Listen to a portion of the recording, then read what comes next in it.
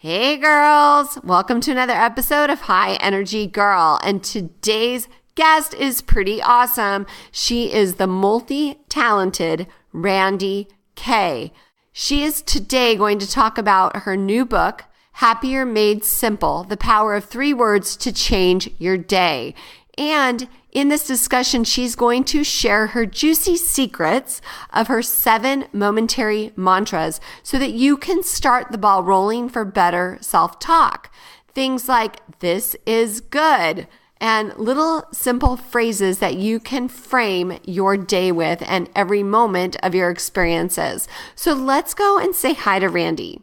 Welcome to High Energy Girl, a podcast helping women to age stronger, because it is never too late to get fit, be strong, and feel sexy. I'm your host, Tracy Gluheich, health coach and personal trainer, and founder of highenergygirl.com. Each week, we will either have a guest interview, which will provide you an actionable tip to help you age stronger, or I will do a solo episode that we will have a fun challenge for the month. Please also join our Facebook group, High Energy Girls. Looking forward to seeing you on the inside. Hope you enjoy the show. Create Whole Body Wellness, a powerful new advancement in energy medicine. Increase your energy, empower your life. I am super excited to announce that I am now a Bioenergetics practitioner. And many people are like, well, what is bioenergetics? So imagine that our body is controlled by our energy field, and these fields get distortions and blockages, which create physical and emotional symptoms. So how do we get energy blockages? From stress, toxins, EMFs, emotional traumas, physical scars, and physical traumas. All you need to do is decode the human body field to get to the root cause and restore your energy for life. For more information, head on over to the blog at highenergygirl.com/bioenergetics with an X. That's BIOENERGETIX, and heal your energy for life. Hey, Randye, thanks so much for coming on our show today. My pleasure. I am really excited to just chat with you because I know that you're such an interesting person and you have so much to share. Thank you. It was just a delight to be invited on. I love the concept of high energy, and I think so much flows from that. So, that's like my big mission. It actually started accidentally, but now I'm studying energetic work, and so it's kind of come to full circle. And it's kind of fun. But I know that you have a lot to offer. And so for the listeners that don't yet know you, why don't you start out by just telling us a little bit about yourself?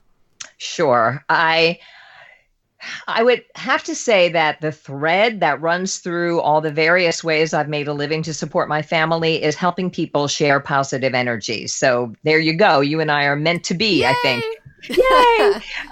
I started out, I'm not going to give you my whole life story, but the way the thread ran, and the red thread theory, by the way, is something I learned from Tamsin Webster, who is a speaker who talks about finding the red thread, which is what weavers use to guide their weaving, to keep it kind of on the straight and narrow. So she talks about what is your red thread that has kind of tied all the eclectic parts of your life together. And I love that concept, and I credit Tamsin for teaching it to me. So ever since I heard her speak, I've been thinking about my red thread, and helping people share positive energy is kind of at the heart of everything I've done. I have done everything. I'm a professional theater actress. I have been in an improv group. I have done morning radio. I now am a fill-in talent on our local NPR affiliate, so I am a radio broadcaster. I make my main living from being a voiceover talent, so I've helped to bring words to life. That's kind of the other red thread, if you can have two. I bring to life with my voice and my acting ability the words of others so that it can reach the listener's ear and thereby sharing positive energy. I have also taught communications on the college level and on the middle school level, which is quite similar. And, these days anyway, and I have taught improv and taught acting, and I've written, and I also raised my kids as a single parent without child support. So there was some resilience involved there, and then wrote a book about it, which got published about our particular challenge, and also use public speaking as a way to share positive energy also, not just between me and the audience or the listeners, which you can also do in a podcast, but also encouraging my listeners to share that positive energy with each other. So through all these things, that's a bit about my life in a nutshell. Wow, that sounds so exciting and so interesting. Just to even do one or two of those things sounds fun. Jeez. It is fun. I have friends that are retiring, and I'm like, I'm still not sure what I want to be when I grow up. Do I have to pick one? Because I love so many things. So yeah, that sounds similar. And I love that idea, that concept of the red thread. That is brilliant. I'm going to have to steal it for sure. It's Tamsin Webster. Steal it from her, not from me. TAMSYN. Webster. I am a member of the National Speakers Association. And so we all sort of kind of present to each other and share our ideas with each other. And of course, as you know, a cardinal rule of speaking is you never steal anybody else's material. So I happily credit her with that and share it with you. Cool. Yeah, I like that idea because, and you know what's kind of a stinker is that there's so many amazing quotes out there, but trying to figure out who was the one who said it first is difficult, you know? True. Very true. Especially because there's so life is what happens when you're making other plans. Everyone says that was John Lennon, but I really think he got that from somewhere else, but I don't know. Yeah. Oh, well, I just to Google right now. I hope everybody just needs to know that, you know, everything's done in honor. Nobody wants to try to like step on your toes here, you know? Oh, exactly. I love it. So we were talking offline and you have three-word mantras, and that is really interesting to me. So why don't you tell our listeners a little bit about that? Sure. So I have done, as a professional speaker, like you, I like to help and inspire people. And so one of the things I developed to help myself get through a family crisis is little mantras. And I'll tell you why. I'm sure you're well aware as an energy worker of the happiness movement. And if you go to Barnes and Noble or Amazon and you search on how to be happy, I can't tell you how many books are going to come up. And not all of them have been written in the last few years. The goal of trying to be happy goes back to Aristotle and Socrates and, you know, the Greeks and like way back. It's been something that mankind has been striving for a long time. And it's an excellent goal.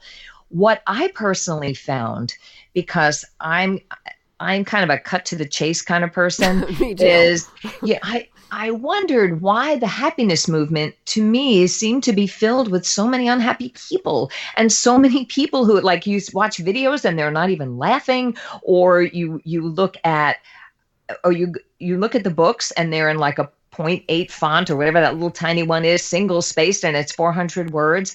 I kind of don't have time to sit down and read a 400-page book about how to be happy.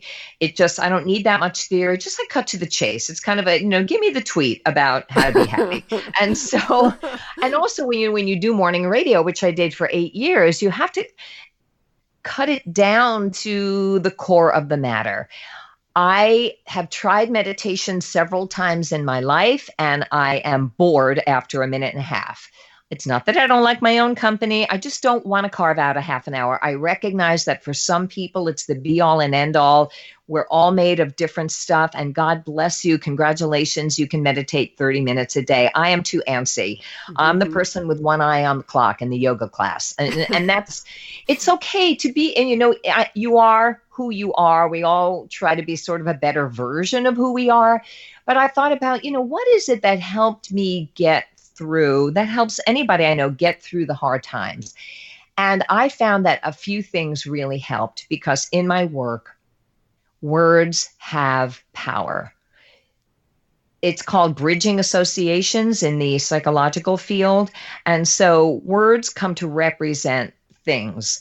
And so the words that you tell someone else or the words that you tell yourself can, in the moment, in 5 seconds, make you happier. And the book I am working on and going to finish, and the next to be published, is called Happier Made Simple. Change your life 3 words at a time. And notice it doesn't say happiness. It's happier. And that's really the best we can strive for. I don't believe that we are here to just be happy every single second of every single day. Even a baby, pure joy, is not happy every single second of every single day.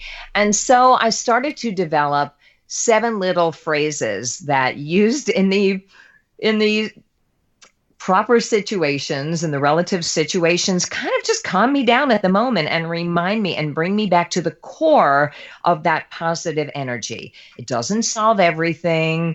I didn't earn $1 million in the lottery. I don't, not that that would solve anything, but these are the phrases that keep me happier. And I think, and people that I tell it to, it keeps them happier. It doesn't solve your life. It doesn't make you a movie star. It cannot cure depression, but it can help in the moment. And sometimes that's all we have. So in this lunchtime learning in 1 hour, I presented sort of these simple phrases to latch onto to just get you through the moment.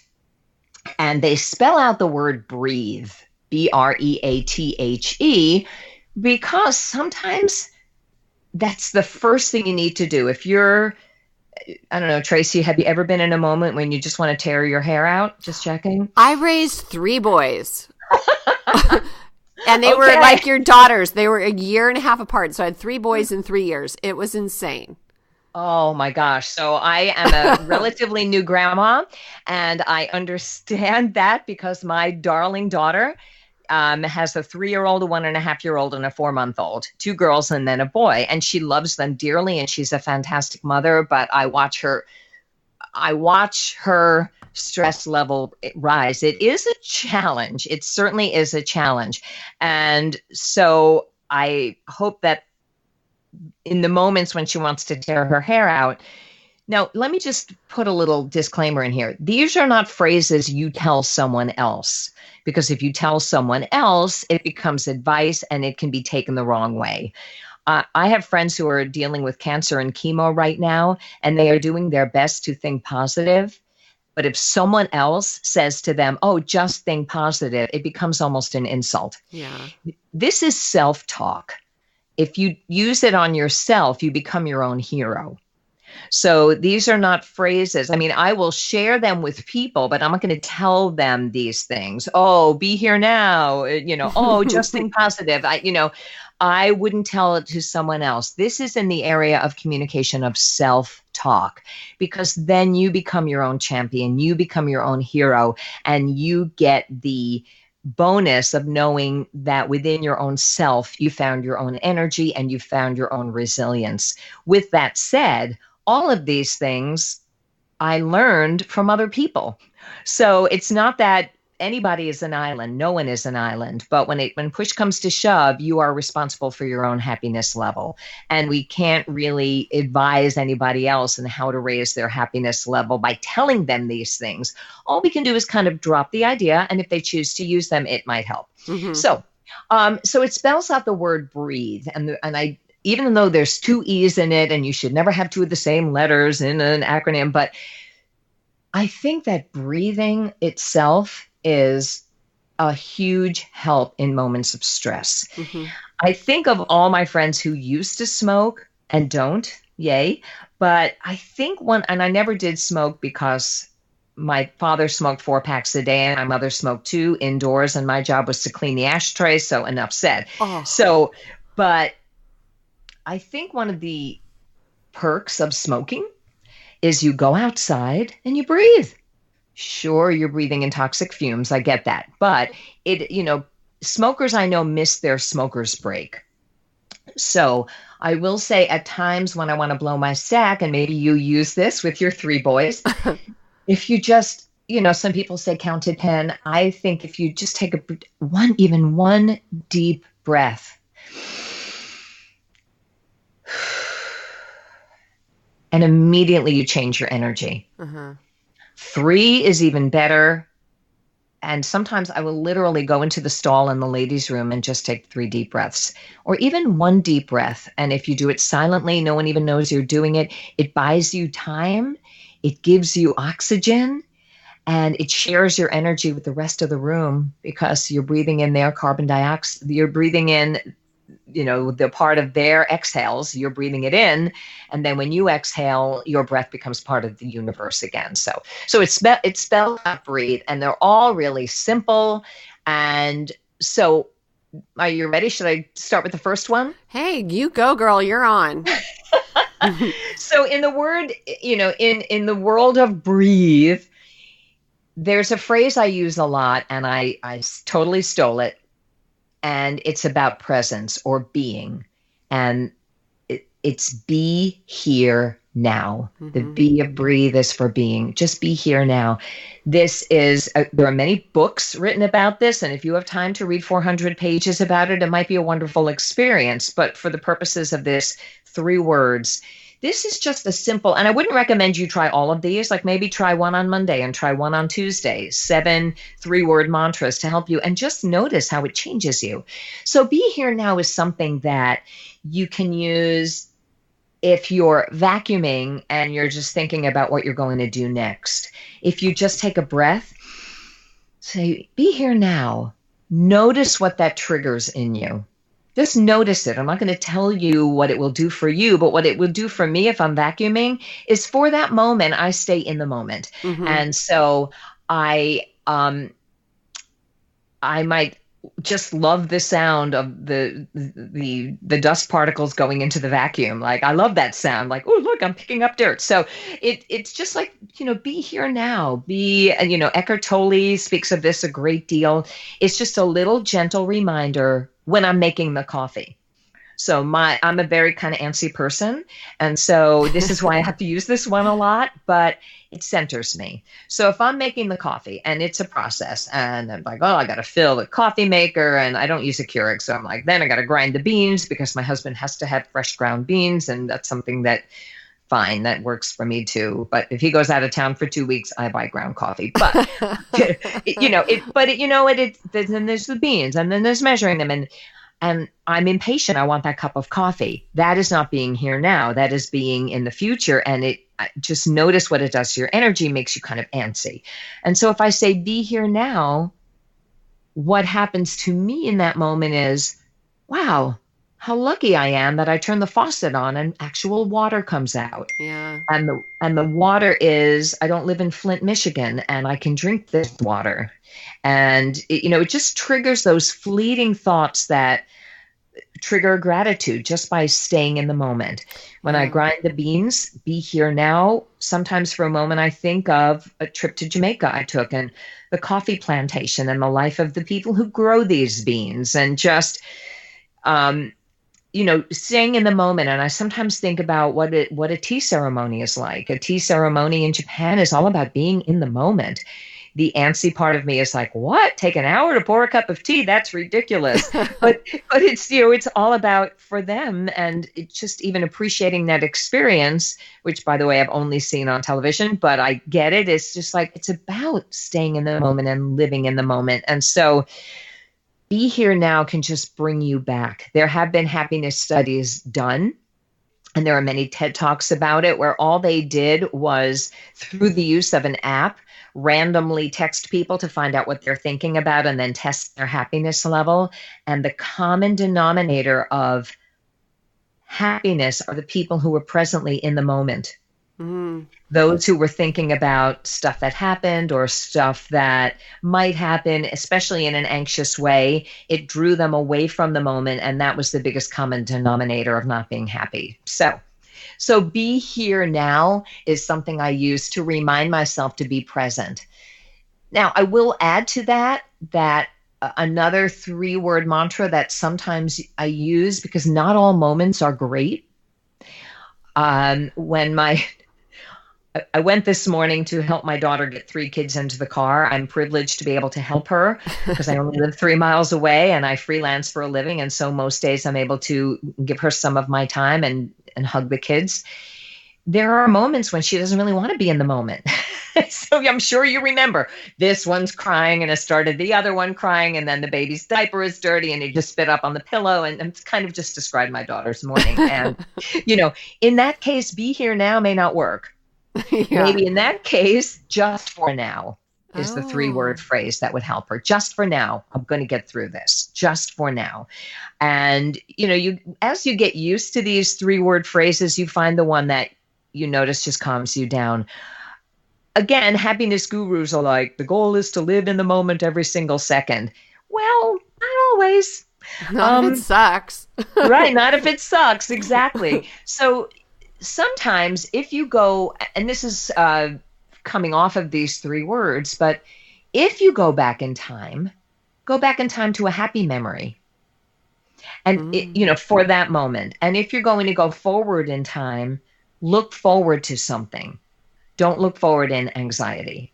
So especially if it's something that might not happen. So we have to look forward and we have to look back. I'm working with my 3-year-old granddaughter about think what might happen, because, if you leave this on the counter, what might happen, you have to think in the future sometimes, or, we don't have goals and dreams, but too many of us are lost in the anxiety of the future or the past, and then we can't live in the moment. So be here now is a way to be present when it's something that will work for you. And maybe you're only going to be here now for another split second, but it can trigger a lot of positive energy. So that's the be and breathe. Yeah, that's good. And I like that other one, just for now, just to get you through the bumps and the lumps of the bumps in the road. Yeah, because, again, we are human beings are so complicated and yet in a way so simple. We just want joy. And I believe we are, in Anne Frank's words, truly good at heart, most of us. And we just need gentle reminders from each other or from ourselves, inspired by each other, to make our lives just that little bit better. That's all. It's never going to be a perfect life. Everybody I know who I ever thought had a perfect life doesn't and didn't. So yeah, you just don't know the secrets that they, it's like They call it fake book, right? Everybody puts the highlight reel on it and nobody puts the crap. Exactly. Or if they do, I put crap up sometimes, but it's only if it's going to make someone else laugh. And honestly, and we can get to this in a second, but I don't believe in New Year's resolutions, but I do believe in a New Year's focus to try, and less social media, more social gathering is kind of my focus for this year. Getting together with people in person more. And I've taken the Facebook app off my phone. I can still get to it if I need to, but social media is a whole other topic. But it's and you do end up feeling bad about yourself. So it's kind of noticing what it does to you. So yeah. That is so true, Randye. Like, you see other people, oh, they went ice skating. Oh, they did this, they did that. And I'm just staying home all the time. Like, you feel like you're less than, that's. Yeah. You know how, and we digress, but we said we'd let this conversation flow. Yeah. When I was a little girl, the joke was, oh, we went to so-and-so's house and they made us watch a slideshow of their vacation. Or the other joke was, oh, here come the Christmas cards. Here comes the letter of how perfect their life is. And so that's Facebook. Yeah, that's true. That is Facebook. And, to a T, if all people are posting is, like you say, the highlight reel, we're forced to watch other people's vacation pictures, and not forced to. We can always unfollow or not go on. But that's what it feels like to me sometimes. It's like, oh, and look, if I love somebody, my nephew just had a new baby, he and his wife just had a new baby, I want to see those pictures. But in the people I know marginally who post a great deal about their acting careers and what they just finished, I don't brag on Facebook. At least I hope I don't. I don't believe in that, because it's just, I don't know. I like in person better. But anyway, I'm not trying to judge. I'm just saying that if I'm on Facebook, I have to put a perspective on it. And the perspective is, to me, it's my water cooler. So if I want to go on Facebook and scroll through the feed of people I'm not really sure who they are, and that entertains me, then that's okay. But if it starts to make me feel bad about my life, I'm shutting it down. Yeah. That's a good thing to say. And I really like what you just said, less social media, more social gatherings. And this year, it was just crazy because I finally opened myself up to that possibility. Actually, at the end of last year, I'm like, I need a social life again because I've been just working too much. And it was crazy because I reconnected accidentally. Clearly it was just part of, like the universe intention, but I reconnected with both girls from high school and the moms, like the moms group from the kids, like grammar school, and a group of girls from my 6th grade class. How crazy is that? You did that in person or? Yeah. Yeah. So we now awesome. have so now we're getting together regularly with all 3 of those groups. So what the message to me is when we open ourselves up for possibilities and we declare that this is something we want to attract into our lives, like I need to, start being social again and just see what happens. That is so awesome. I do a workshop called Toss and Dare. And I just reserved the domain name, but don't go there. I haven't made the website yet. But Okay. a lot of my friends are organizational experts, and I'm not, but I'm kind of a tidy person. Like I'm the grandma that has to find all the pieces to the puzzle before I put the puzzle away.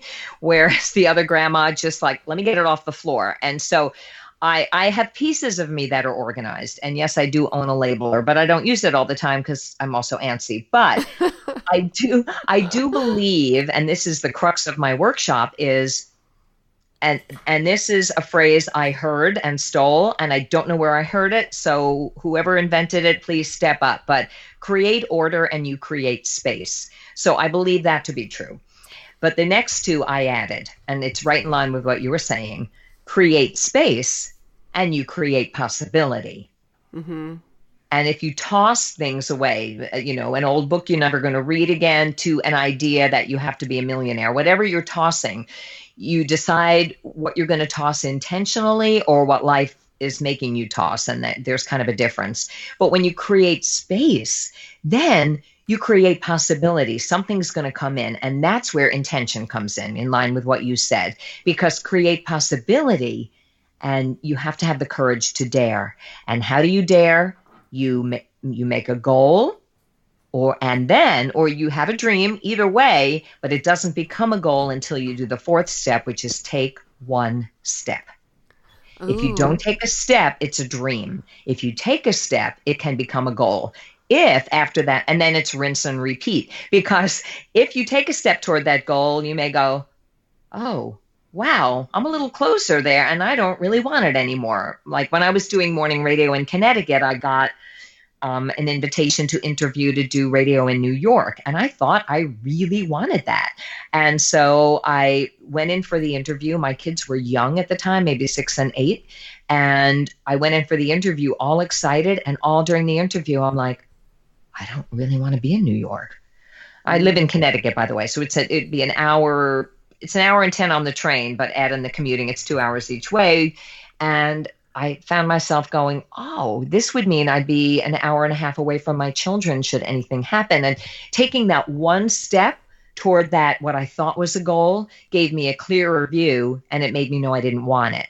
So that's when you rinse and repeat. I'm like, oh, I don't want that kind of, I don't want that right now because it's all about life balance. So, so when you toss things and then you focus and you take a step, then these dreams can become a goal that you dare to take a step toward and see what happens. So. Interesting. I guess that could go for anything. It could go for tangible things as well as untangible things. Like, sure. Like I was just watching a new show on Netflix and they were talking about cleaning out your closets and your drawers and all that. The life-changing magic of tidying up. Yes. Okay. I don't know what it was called, but somebody posted it on Facebook and I'm like, oh, I got to check it out because we have a big house and when we moved in, it was empty and now it's overflowing. So, I'm in that space in my life. Right. And yeah. So, so I'm looking at that as physical things, tangible things, but then also, like maybe there's habits that need to be tossed, or maybe there's friends and old acquaintances that need to be tossed just to open up that energy and space for joy. Exactly. Or beliefs. Or what? Beliefs. believe, Ooh, something you yeah. believe. You have to toss a belief. Like, I was 16 years between husbands. And at some point in that, which I call relationship high school, because I learned all the things I should have learned in high school about how to pick a man, or how to love myself, Oh, but yeah. um, part of that journey was letting go, tossing the belief that my life is incomplete without a man. I had to Yeah. toss that belief to get a step closer to true self-esteem. So, yeah, tossing out a belief about yourself. When my older son developed schizophrenia, which is, probably that's what my memoir, Ben Behind His Voices, is about. That was probably my biggest proving ground for resilience. It's devastating when your child gets ill, and when it's a mental illness, that's a whole other layer of stigma and loss. Not to compare anybody's misery to anybody else's, but 1 in 4 families deals with mental illness, and it's it's sort of a crusade of mine to honor all those families dealing with it and push for more help. So when my son developed that, I lost my train of thought. It'll come back to me. Oh yes, I had to toss the belief that I'm only as happy as my happiest child. As my unhappiest child. I'm only as this is a parenting thing you hear. Yeah. It's like if your kids aren't happy, you can't be happy. Or if my kids are healthy, then everything's okay. Well, one of my kids isn't healthy, and I still had to find a way to be okay. I still had to find a way to toss the belief that his illness is a result of my parenting, which it isn't, and toss the belief that if one of my kids is unhappy, I'm a bad parent, or, so there are beliefs that you need to toss as well. So, and that drew me to a place where I could take more actions to deal with the R and breathe, which is reality. So I guess I don't want to leave your audience hanging with what are the 7 things in breathe. So, but that is something. Reality, the 3-word phrase is, it just is, which is a shortened version of it is what it is. But I had, in line with consistency, I'm trying to make everything 3 words. And that I found remarkably, and do find remarkably comforting. Mm-hmm. It just is. My son has serious illness. Do I like it? No. Do I accept it? I have no choice but to accept it. It doesn't mean I approve of it, but it just is. Because that leads to now what? Yes, he does have this illness. Now what are we going to do? How are we going to handle it? So we always can strive for more, but we have to have a grip. I'll say have to. I hate that word. It helps to have a grip on reality. And what this does for me is get me away from but it isn't fair. Why did it happen to me? Why can't it be? It should be different. When I find myself going to the shoulds of what life owes me, I go back and go, it is what it is. It just is. Yeah. It just is. That I think is really helpful because so often we ask ourselves, why did this happen? Right. And then we tend to have self-blame and think that it, like you said earlier, it's our fault when most of the time it's not. Right. So yeah, that makes a lot of sense. Yeah. And it's, it's a little trigger phrase that reminds me that there's a way forward, but I'm not going to take the way forward if I'm stuck in the whys. Mm-hmm. I don't know why my son develops schizophrenia. I don't know. I don't know why. I'm not, you know what? I don't know if there's a plan, and I believe there is one sort of a plan somewhere, but I also think none of us can truly understand it, although we try, and there's value in trying to understand it, but we believe what comforts us. And so in the scheme of the universe, was it important that my son gets schizophrenia? I don't know. That's a good 3-word phrase. I don't know. It just is. Yeah. And now what? What am I going to do about it? What can I do about it? And then the serenity prayer of what you can and can't change comes in. So the R is for reality. It just is. And bear in mind that it may take time to get to that place of accepting. Because one of the excuse me, sip of water here. Hold on. One of the concepts in my book is about processing time. You can't, if you if a tragedy happens, you can't immediately jump to, oh, it is what it is. My house burned down. Oh, it just is. Like, that the bigger the challenge, it needs processing time. Yeah. And so, you can't, okay, fax machine, I'm dating myself. The printer broke, my phone screen shattered. You need processing time, and a little bit of processing time for a little challenge and a lot for a big challenge. So and sometimes even now, although my son has had this illness for 20 years, I'm in a pretty good place about it most of the time. We have done what we can, and he's doing really well considering. And could it change tomorrow? It could, but be here now. Today's a good day. So, but sometimes grief will hit you. Anyone who's ever grieved anybody knows that grief doesn't come on a planned schedule. Mm-hmm. And so you think you're fine, and then you see a color that reminds you of that person and you start to cry and you don't know why.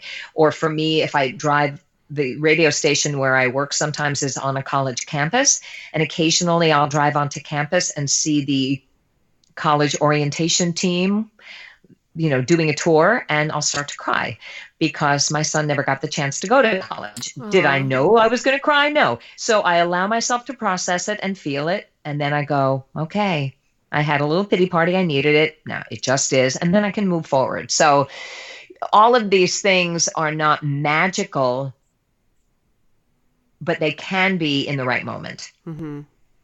Yeah. And that's why you have 7 of them, because if one doesn't work for the moment, you have another one, right? Exactly. So you know what? I think I don't know how much more time we have, and I don't want to leave you without naming all 7. So aren't they going to be in your book? They are. Okay. They are. So tell me about, where do you teach your workshop? I'm curious about that. Well, I have done it locally in Connecticut. And I am thinking about doing an online version now. Less social media, more social gathering. I think it's more valuable in person. Mm-hmm. But I am toying with the idea of an online gathering community, including seeing each other's faces and doing it as maybe a 6-week workshop. So that is something that I'm working toward. Here's an idea. I don't know how you feel about this, but what if you did an online workshop with the possibility of the attendees creating a grassroots one that they can actually take and do? Kind of like, I always say, like, give a man a fish. This is one of my little commercials, like, give a woman a fish, feed her for a day, teach a woman to fish, feed her for a lifetime, teach a woman to teach a woman to fish, end world hunger. I don't know. To me, it's all about spreading as quickly as possible, mm-hmm. And just teaching people how to do what you do so that they can spread it to their circle of influence. That's certainly an excellent goal for spreading the message. It's something that I think I have to do step 1 before I can think about step 2. Yeah, sure. But it can be, and that's the thing with dreams. See, dreams can inspire you. Yeah. But if you don't take a step, it remains a dream. And right. So there's a difference between a dream and a goal. One of the things I did to support my kids when my husband abandoned the family when they were 3 and 5 was I was on the radio, but I was also doing voiceover and doing acting, but I needed something a little more steady. And I became a Weight Watchers leader for about 8 years. And the company, it was a great thing, and I really enjoyed helping people. And so I think about weight loss in that you can have a dream to lose 50 pounds. And when you're 50 pounds overweight, that dream might comfort you. But if it's not a goal and you're not taking the risk to take one step toward it, goals are riskier. You can work in your widget factory dreaming of becoming a star, and that might comfort you in the moment. But if you're not working toward it, it's only going to remain a dream. If it becomes a goal, like I have a friend who wanted to learn to sing cabaret, and we did the Toss and Dare workshop, and she said, well, you know what? I don't know if I'm ever going to be a cabaret star. I'm not even sure I want that, but I'd like to learn to sing. And I said, well, what's your one step? And she said, I'm going to sign up for this class I heard about. And she signed up for the class. and she loves it. And she has performed with the class 3 times already. So, Ah. is she going to be the next, Linda Etter? No, I don't think so. I don't even think she wants that. But she took a step toward her dream, and it then became a goal. And the goal takes shape as you take steps toward it. As you take a step toward, like with my radio, my goal took shape. I do want to be full-time radio, but I don't want to do it in New York. I don't want to be far from my children. So every step takes you closer to seeing that goal and deciding if you want to take another step. That's why you take stock and rinse and repeat. So I'll tell you what, because I know we can't dive into each of these. I will just finish spelling out the word breathe. And people, so that at least you have that sense of completion. So the E is for empathy, and the phrase is, how about you? Mm-hmm. And which of course encourages community as well. And this is where I talk about less social media, more social gathering. The A is for appreciation. And this is where, because you mentioned this is something that struck you, just walking into a room and saying, this is good. And I have to, or I love this is even stronger. I love this. Yeah. Words are powerful. They're so powerful because we connect so many things with them. When my granddaughter says, oh, silly grandma, I love it because I taught her the word silly. If she makes a mistake, I go, oh, silly Evie. And it's partly the tone of voice, but it's also the words. If I went, oh, stupid Evie, that would be completely different. Yeah. If she called me stupid grandma. Oh. Okay, so you get what I'm saying. Like, words have power, and words are created out of feeling. There's a reason the word click sounds like a click and the word smooth sounds smooth, because whatever the language, words are created out of the feelings and the sounds that we hear. So even silly has a softer, sweeter sound than stupid. Mm. So words do matter even when we tell ourselves. In this world of being bombarded with messages that were not good enough from every single magazine cover we encounter, to even, God bless it, the tidy up shows, the home shopping network, Better Homes and Gardens. Your home's not good enough. You're not good enough. Your dress is outdated. There's so many messages that we are not good enough because people want to sell us things. And that begins, I also do media awareness things because we have to hear our own messages. So if I walk into my little tiny bathroom, I have an old colonial, 4 bedrooms, 1 tiny bathroom, no master bedrooms, ensuite. Oh my God, my life is not perfect. I have one little bathroom and it's got wallpaper that I love that's peeling, and I know wallpaper's outdated. And partly I walk in that room and I go, oh, I need to change the wallpaper. But if I walk in that room and go, I love this, because I do, it's got a border that's got forests on it and I like it. So if I say this is good, and I'm not saying I'll never take the wallpaper down, but right now it makes my day better. So just saying this is good, I love this. That first sip of coffee in the morning, just saying I love this or this is good, it reminds you of appreciation. Yeah. I know people are like gratitude lists, blah, blah, blah, blah, blah. How many people do you know that kept one for 2 or 3 days and then they have a blank notebook sitting on their bedside, another thing they didn't get around to? So I again, if you keep a gratitude list and it works for you, God bless you. I'm too antsy. So I just try to tell myself the words. I try to live good moments as a little prayer, if you will, to just, rather than at the end of the day, make a list of what I'm grateful for. If I'm out in my backyard and the sun is shining, just take a breath and say that 3 words, this is good, or I love this. And that helps make that moment better. Yeah. And you appreciate life and you experience it better. So you get out of your head and you get into the world. Right. And just for that moment. And what is a day but a bunch of moments, good ones and bad ones. So you try to, and the moments that are on the fence, you try to push them over to the good side. That's all. And, let's be real. We're not perfect. We're never going to be happy every second of every day. I'm suspicious of people who are. So the T is for trust, which is things work out Also take one step. Trust that one step. H, I mean, well, there's no H. Yes, there is an H in breathe, which is for humor. Uh-huh. I almost forgot what the H was for. Eight, listen, as a morning radio personality, I will tell you this little tiny story. You learn that silly stuff that happens in your life, even if it seems stupid at the time, is going to be funny the next day. I'm not talking about major grief things. I never really, but it could be, you're on your way to the wedding and your heel breaks, or, when you're on the morning radio or you're a comedian, and I'm not a stand-up comedian, but I do consider myself a humorist after so many years on morning radio, because it's just how I look at life. I would find myself going, oh, this is going to be funny tomorrow on the air. And so I thought, well, if it's going to be funny tomorrow, it may as well be funny now. Yeah. And so if I'm watching my grandkids and the older one starts crying and the middle one feeds off of her and she starts crying and baby starts crying, there's a part of me that wants to blow my top, and then I breathe and I go, here's my 3-word phrase. Isn't this interesting?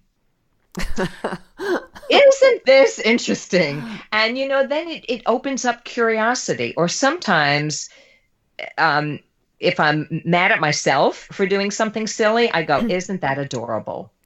Because often things that other people do, we find adorable if they're kind of cute and flawed. But if we do it, we kick ourselves. Yeah, so isn't that weird? What? So that is weird that we feel that way, right? Yep.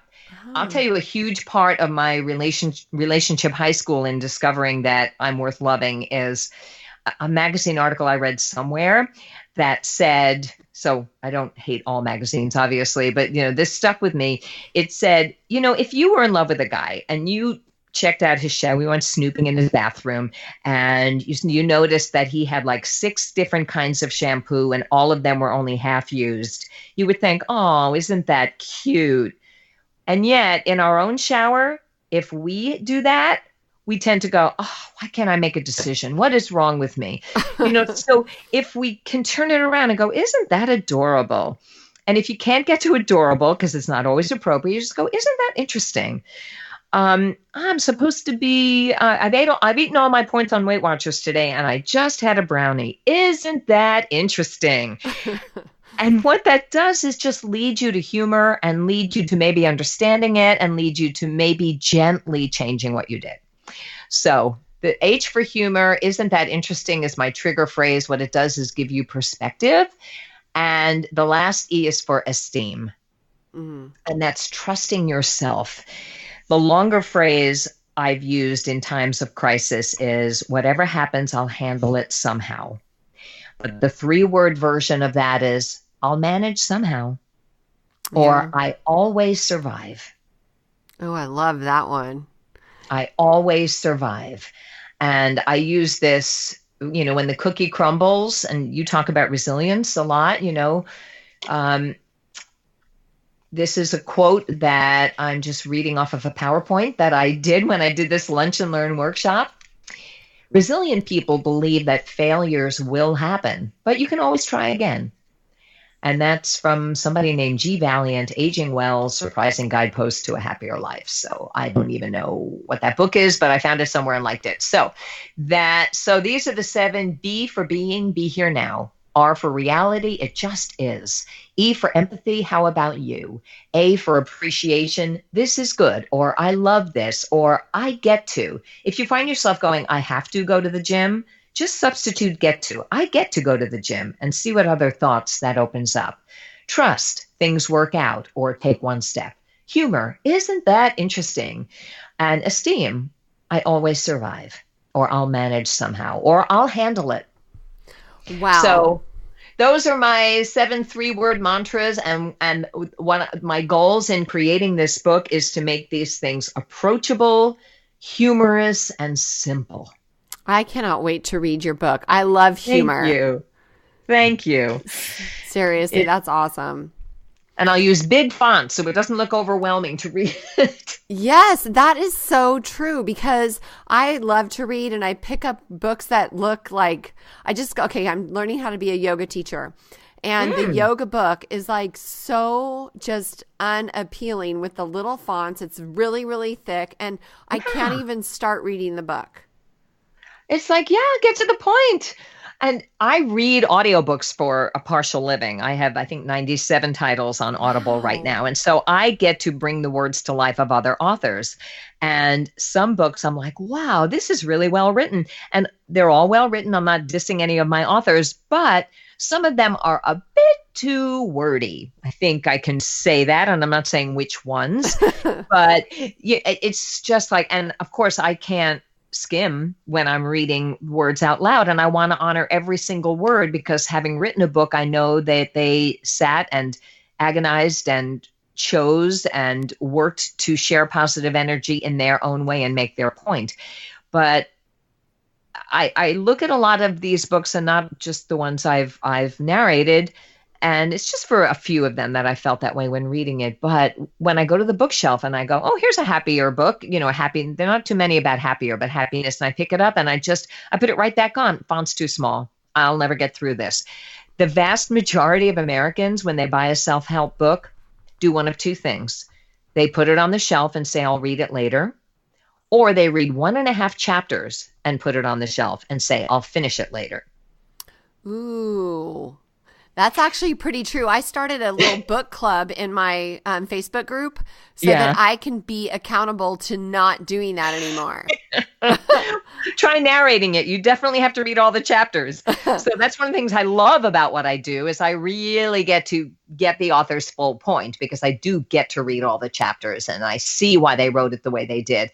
But with a lot of self-help books, it is, finishing the book. Because it's kind of like, I get it. And I want to write a book where you can turn to any chapter and just read that chapter real quickly. So anyway, so that those are things that help me. I hope they help your listeners. Well, I appreciate that. And I appreciate you. So where can the listeners find you, Randye? So my eclectic career is mostly on my website, which is randyekaye.com. I'll spell my name because, like yours, it's not the usual spelling. It's RandyeKaye. So the website is randyekaye.com, and that'll lead you to the homepage where you can see my voiceover career, my acting, my author, and my speaker sections of my life. I also have a website just for the book, which is called benbehindhisvoices.com. And that's the original book you first wrote, correct? Yes, that is the book I wrote about. It's a memoir, or you can find it on Amazon as well. I also did the audiobook for that, which was nominated for a Listen Up Award by Publishers Weekly. So I'm very proud of that. So if you are dealing with mental illness issues in your family, I hope that that's helpful to you. It's a memoir, but it's got guideposts in sidebars as you go. So benbehindhisvoices.com. So there is a website just for that with links to my interviews and so forth. And you can find me on LinkedIn. You can find me on Facebook, but I don't post a lot. So... Well, we'll put links to all of those different things in the show notes. Awesome. So people can find you. Thank you. Well, thank you so much. It's a pleasure. It's so fun to get to know a true high energy girl. Thank you. Wow, wasn't that awesome? I learned so much from her, and what a talented woman she is. For complete show notes and for links to Randye's sites, please head on over to highenergygirl.com/show. Thank you so much for listening, and go out and make it a great day, girls. This podcast contains the opinion and thoughts of its host and guests. It is intended to provide helpful and informative material on the subjects covered. All statements made on the podcast have not been evaluated by the FDA and are not intended to diagnose, treat, cure, or prevent disease. If the listener requires professional assistance or advice, please contact your personal medical doctor. Both host and guest specifically disclaim any responsibility for any liability, loss, or risk, personal or otherwise, which is incurred as a consequence directly or indirectly of the use and application of any of the contents of these episodes. Like I said, this is my opinion, and I could be wrong.